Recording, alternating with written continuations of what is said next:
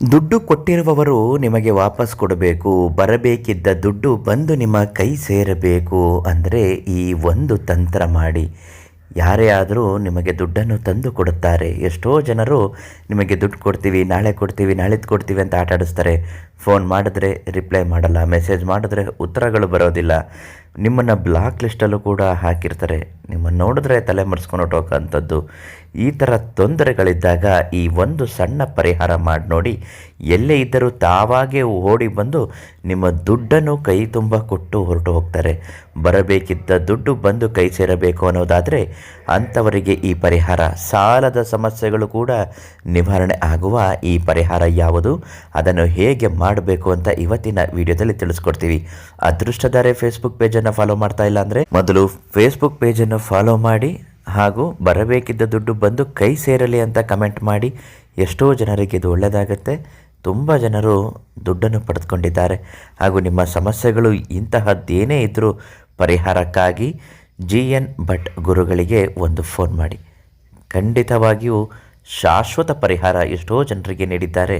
ನಿಮಗೂ ಕೂಡ ದುಡ್ಡು ಕಾಸಿನ ವಿಚಾರದಲ್ಲಿ ಆಗುವ ಸಮಸ್ಯೆಗಳಿಗೆ ಪರಿಹಾರವನ್ನು ನೀಡ್ತಾರೆ. ಯಾವ ವ್ಯಕ್ತಿ ನಿಮಗೆ ದುಡ್ಡು ಕೊಡಬೇಕು ಅಂದುಕೊಂಡಿರ್ತೀರೋ, ಎಷ್ಟು ಮೊತ್ತವನ್ನು ಕೊಡಬೇಕು ಅಂದುಕೊಂಡಿರ್ತೀರೋ ಅಷ್ಟು ಮೊತ್ತದ ದುಡ್ಡನ್ನು ಕೊಡಬೇಕು ಅನ್ನುವುದಾದರೆ ಒಂದು ದೊಡ್ಡದಾದ ನಿಂಬೆಹಣ್ಣನ್ನು ತೆಗೆದುಕೊಂಡು ಬಂದು ಆ ವ್ಯಕ್ತಿಯ ಹೆಸರನ್ನು ಮೊದಲು ಬರೆದುಕೊಳ್ಳಬೇಕು. ಅದೇ ನಿಂಬೆಹಣ್ಣಿನ ಹಿಂಭಾಗದಲ್ಲಿ 25,000, 30,000, 1 ಲಕ್ಷ, 2 ಲಕ್ಷ ಎಷ್ಟು ಮೊತ್ತವನ್ನು ಕೊಡಬೇಕೋ ಅಷ್ಟು ಮೊತ್ತವನ್ನು ಅಂಕಿಗಳಲ್ಲಿ ಬರೆದುಕೊಳ್ಳಬೇಕು. ಅದಾದ ಮೇಲೆ ಆ ನಿಂಬೆಹಣ್ಣಿಗೆ 21 ಲವಂಗವನ್ನು ಚುಚ್ಚಬೇಕು. ಆ ನಿಂಬೆಹಣ್ಣಿನ ಒಂದು ಲವಂಗಕ್ಕೆ ದಾರವನ್ನು ಕಟ್ಟಿ ಅದನ್ನು ಮನೆ ದೇವರ ಮುಂದೆ ವೀಳ್ಯದೆಲೆ ಮೇಲೆ ಇಟ್ಟು ಸಂಕಲ್ಪವನ್ನು ಮಾಡಿಕೊಳ್ಳಿ. ಆತ ದುಡ್ಡು ಕೊಡಬೇಕು, ಇಷ್ಟು ದುಡ್ಡು ಕೊಡ್ತಾ ಇಲ್ಲ, ಕೊಟ್ಟಿದ್ದೀವಿ, ಹಿಂದಕ್ಕೆ ಅವನು ಕೊಡುವಂತೆ ಆಗಬೇಕು. ಎಷ್ಟೇ ಫೋನ್ ಮಾಡಿದ್ರೂ ಫೋನ್ಗಳು ತೆಗೆಯೋಲ್ಲ, ಮೆಸೇಜ್ಗಳು ರಿಪ್ಲೈ ಮಾಡ್ತಾ ಇಲ್ಲ, ವಾಯ್ಸ್ ಮೆಸೇಜ್ ಹಾಕ್ತೀನಿ ಅದಕ್ಕೂ ಕೂಡ ರಿಪ್ಲೈ ಇಲ್ಲ. ಇಂತಹ ತೊಂದರೆಗಳು ಆಗ್ತಾ ಇದೆ.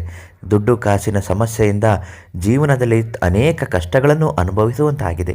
ಇವೆಲ್ಲವೂ ನಿವಾರಣೆ ಆಗಲಿ ಅಂತ ಹೇಳುತ್ತಾ ಓಂ ರೀಂ ಧನಾಕರ್ಷಣಂ ವಶ್ಯಂ ಸ್ವಾಹ ಅಂತ ಈ ಮಂತ್ರವನ್ನು 21 ಬಾರಿ ಹೇಳುತ್ತಾ ಆ ವೀಳ್ಯದೆಲೆಯ ಮೇಲಿಟ್ಟಿರುವಂತಹ ನಿಂಬೆಹಣ್ಣನ್ನು ತೆಗೆದುಕೊಂಡು ಬಂದು ಆ ವ್ಯಕ್ತಿ ಓಡಾಡುವ ಜಾಗ ಅಥವಾ ಅವರ ಮನೆ ಮುಂದೆ ಹಳ್ಳವನ್ನು ಗುಳಿಯನ್ನು ತೆಗೆದು ಹೂತು ಹಾಕಿಬಿಡಿ. ಅಥವಾ ಅವ್ರ ಮನೆ ನಮಗೆ ಗೊತ್ತಿಲ್ಲ ಅಂದರೂ ಪರವಾಗಿಲ್ಲ, ಎಕ್ಕದ ಗಿಡದ ಬುಡಕ್ಕೆ ನೀವು ಹಾಕಬೇಕು. ದೇವಸ್ಥಾನದ ಹತ್ತಿರ ಇರುವಂತಹ ಎಕ್ಕದ ಗಿಡದ ಬುಡಕ್ಕೆ ನೀವು ಅದನ್ನು ಇಟ್ಟು ಬಿಟ್ಟರೆ ಖಂಡಿತವಾಗಿಯೂ ನಿಮ್ಮ ಕೆಲಸಗಳು 100ಕ್ಕೆ 100ರಷ್ಟು ಆಗುತ್ತೆ.